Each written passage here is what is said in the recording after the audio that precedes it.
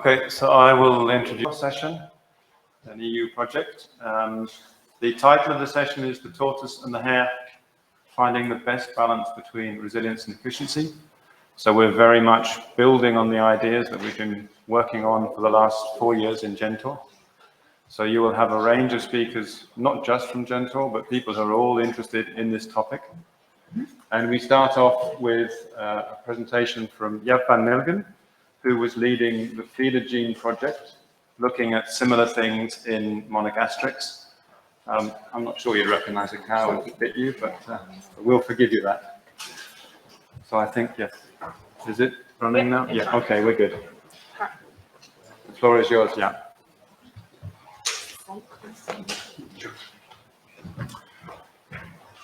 Okay, thank you. For occasions like this, I always like to wear a tie. And for those who participated in feeder gene, I have a feeder gene tie, but I didn't have time to change it. So Nick, if you're willing to wear it during my presentation, it's great to see the Gentor coordinator wearing a feeder gene tie. We can do that. So feeder gene is a project that, like Gentor, was funded by the European Commission. It was carried out between 2015 and 2020. It had a 10 million euro budget with partners from Europe and China, 15 from the industry and 8 academic. And the title of the project is to adapt the feed, the animal, and the feeding techniques to improve the efficiency and the sustainability of monogastric livestock production systems. When we were doing the final report with the European Commission, one of the people of the European Commission asked us, has it been a game changer, the project?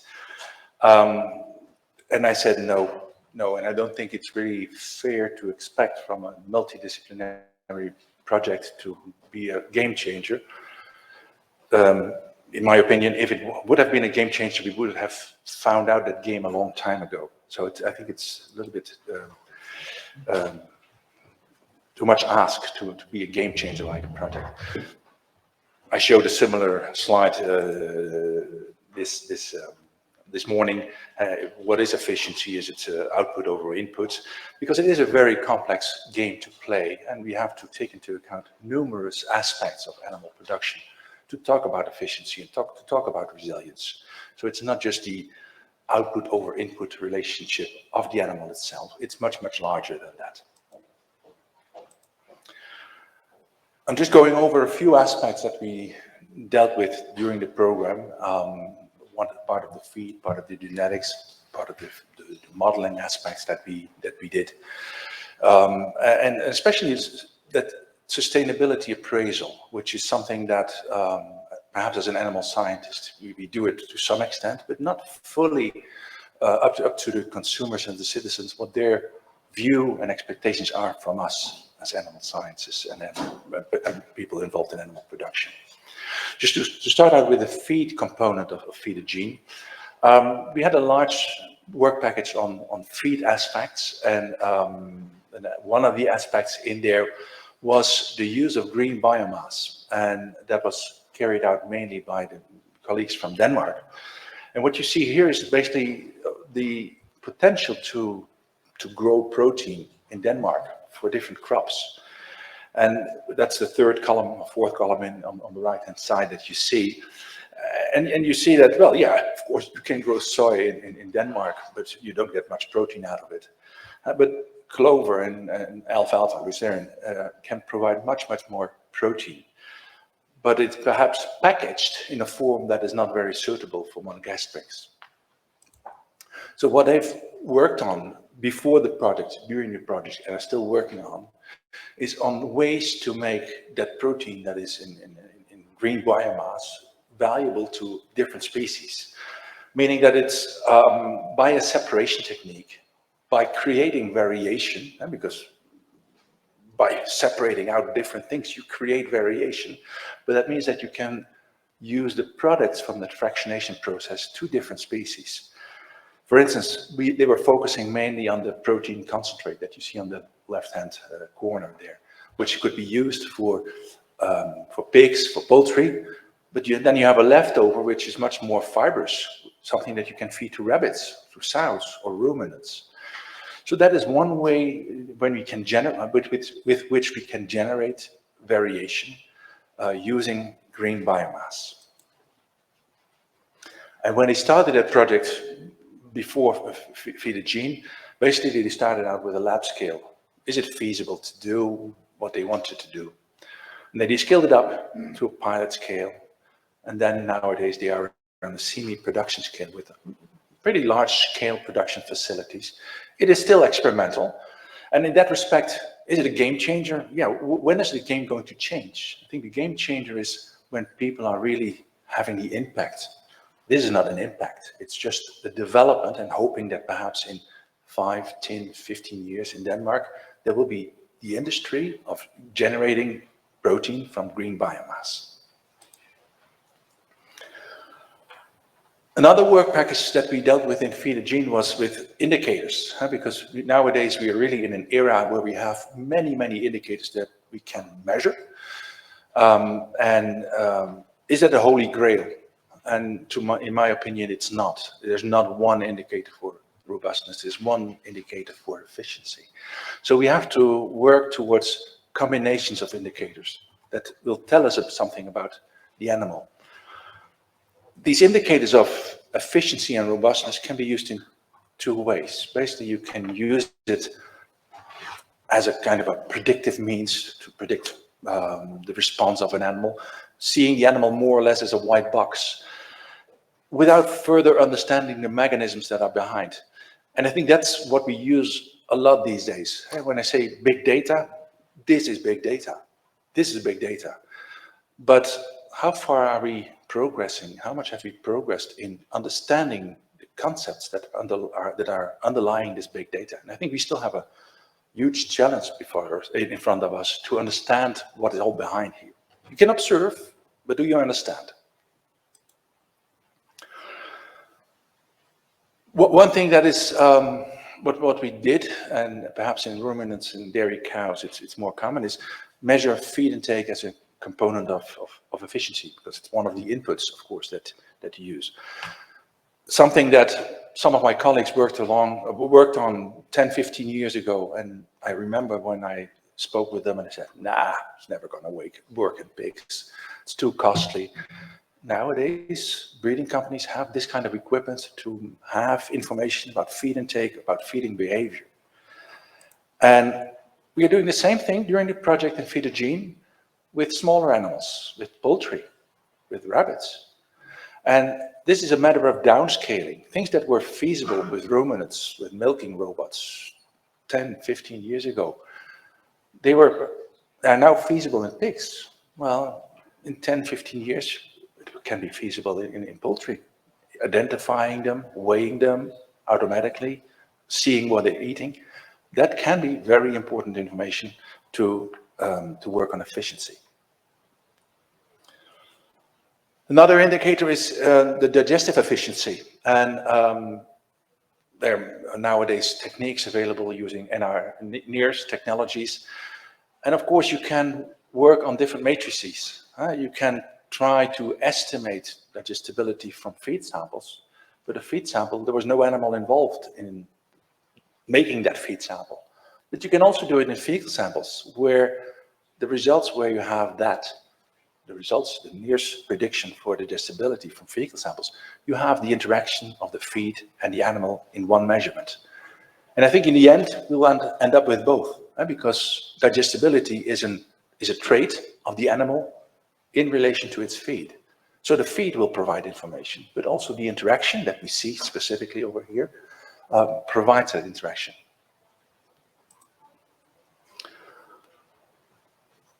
When we switch from the feed and the animal to the genetics, or this genetic component of it, we had also a very large work package on genetics components to improve feed efficiency. And the selection, the ways pigs and poultry and rabbits are selected differ from other species in that there are nucleus herds where we have animals that are tested in very good conditions. And then we use crossbreds in the production lines, and in the commercial conditions we have crossbreds. So we are testing animals in very good conditions as pure lines, but their performance, the day-to-day business is with commercial lines and commercial conditions. So one of the objectives was also what does the performance of animals in commercial conditions, what does that bring us back into information for the nucleus herds? And also, if you have animals in very good conditions in a pure line nucleus herd, in very good conditions, aren't these pure lines or the crossbreds of these pure lines also performing under less good conditions, be it sanitary or dietary conditions? So the ranking, the best pure line performer may not be the best animal for your crossbred. Maybe you need another pure line for your crossbred because that animal is performing only in very good conditions and not when it's bred with another one and is more in realistic conditions of farming. So one of the challenges, and we've talked about it yesterday also quite extensively, is byproducts, other products, products that are not in competition for human nutrition.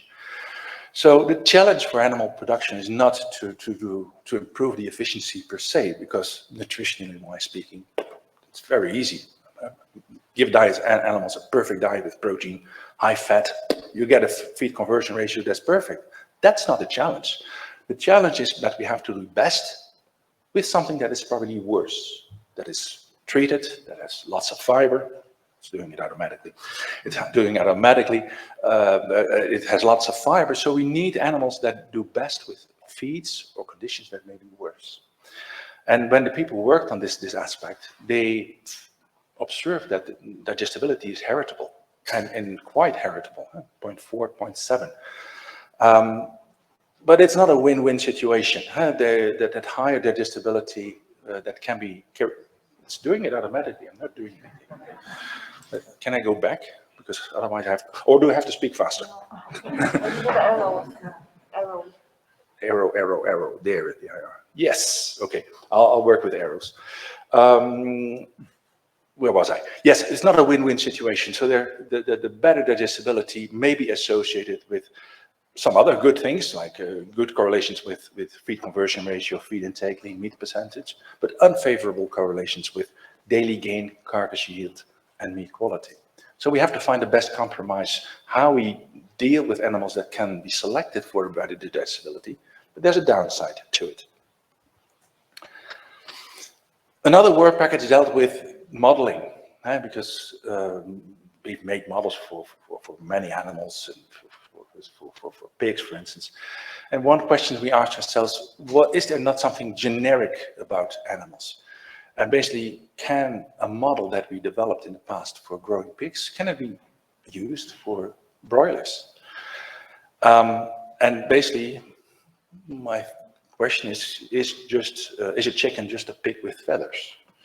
And I think to some extent it is, as long as you recognize it has feathers. And a ruminant is probably just a pig with a rumen. So I think what we typically do as animal scientists, we stress the differences and we forget the similarities that are between species.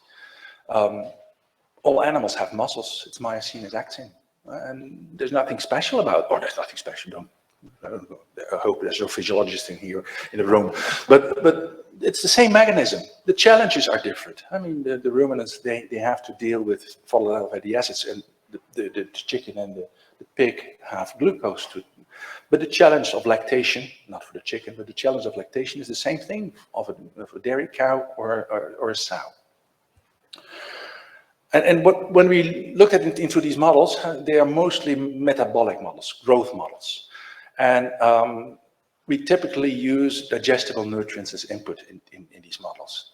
So one of the activities of this work package was to make a model for digestion. A model for digestion, it was generic for a pig and for a chicken, with of course some specificities, but they all have a stomach, they all have a small intestine, but the passage rate may be different, there may be some other functional aspects that are different, but the structure is very, very similar. And these nutritional models that we developed, also predict basically performance in a standard environment. And nowadays, we have different environments, and even with a standard environment, animals respond differently. So we have to account for differences among animals, differences in the way they respond to different nutrients or different challenges in general. Oh, sorry. And the last aspect was the challenges. These models work fine if everything goes well, but not everything goes well. They have sanitary problems. They may have a heat stress issue that they have to deal with. So how do animals deal with that? How do animals face that challenge? And once the challenge is no longer there, how do they overcome that loss of performance, the loss of their willingness to grow? So that's also an aspect that we developed. And to put all these models into a different perspective, we developed a tool called Feed Utility Gene, which you can download, where we basically want you as a user, perhaps a person who's has not a feeling with modeling, you're not interested in all the equations and the nitty-gritty of models, but to play with it, because these models, these parts, submodels are going to be published or are published. And if you read a modeling paper, well, I don't know, it can be very boring, isn't it? And we have to acknowledge that. You're biologists, you're not mathematicians. You don't want to read all this stuff. So we made this tool specifically for you to play with it, because to understand the model, you have to play with the model, play with the parameters. So if you're interested, our colleagues from Hungary made that available. Another thing is precision livestock farming, precision livestock feeding, which we specifically worked. That involves different monitoring devices, sensors, devices that can control the distribution of diet to an animal. And I'll come back to the acceptance of this kind of technology a little bit later. But it's really engineering, making use of information, putting it into a model. There is a real-time decision support system saying, I think this animal is going to eat this much tomorrow. I think this animal is going to grow this much tomorrow. And that is what I'm going to give that animal in terms of a feed. So it's a lot about prediction, but based on models. The last, I think, 5 or 6 slides or so are about the sustainability evaluation. And you know, in European project these days, that's mandatory. It can be somewhat difficult for most of us if you're not used to that kind of thinking, but it is important because the picture is much bigger than just the animal and its production environment. And of course, you know the 3 pillars of sustainability about the environment, the economy, and the society. We have to find some kind of an equilibrium between these 3 dimensions. And the colleagues from Newcastle who worked on that, basically one of the first things they did is the first item that you see, the identification of sustainability indicators. Because there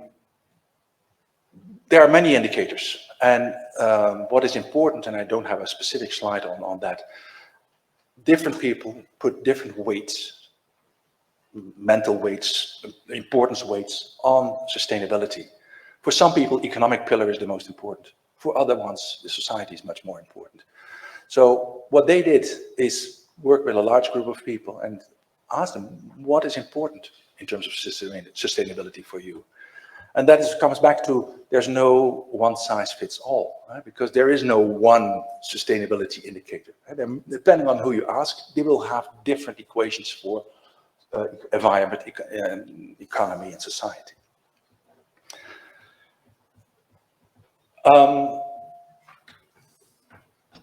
We asked different groups of people, farmers and industry, about the different aspects we were working on or we think are related to what we're working on. Because like genetic improvement, in 5 years' time, you don't do much practically on genetics. You may give indications, but not real results that can be put into practice.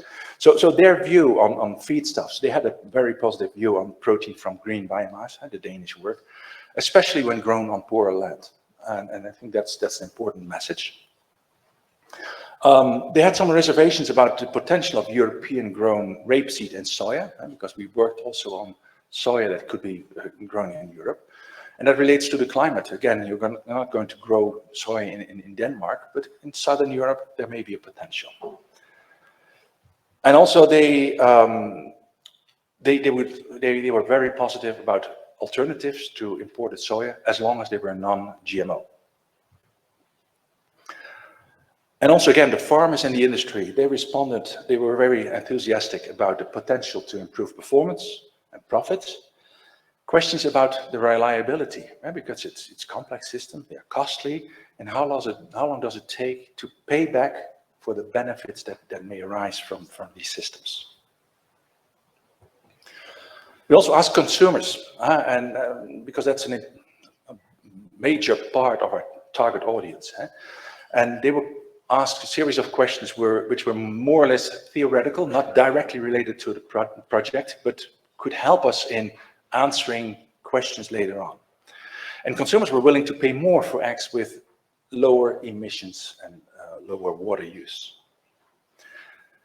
Higher levels of welfare and food safety were found more important to consumers than lower prices or increased environmental impact. So welfare and food safety, compared to environments, were weighed differently by this consumer panel. Improved feeding methods, use of specially bred animals genetics with higher feed conversion ratio and feeds based on processed grass and clover was acceptable to most consumers. However, again, GMO, no way. We also asked them a series of questions which they could rank between 100, the most acceptable, and 0, the least acceptable. And these were questions, as indicated here, they were defined that way. And the way you ask the question, of course, influences the response. And I just want to highlight 2 that have high scores. Using equipment that improves poultry feeding, so that feed is always available to the hen when she wants it. That's acceptable, very acceptable to consumers. Or using specifically bred hens which convert more of the feed into eggs, as long as it doesn't involve genetic modification. So we're in a good line there, perfect. Negative, very low scores for keeping hens in large flocks. Some evidence, even though some evidence indicates that this may reduce global warming potential.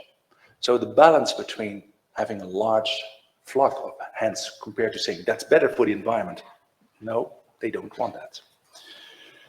And also even worse was the automatic monitoring of animal health and feeding behavior using sensitive remote detectors. This may reduce human contact, but reduce some problems earlier.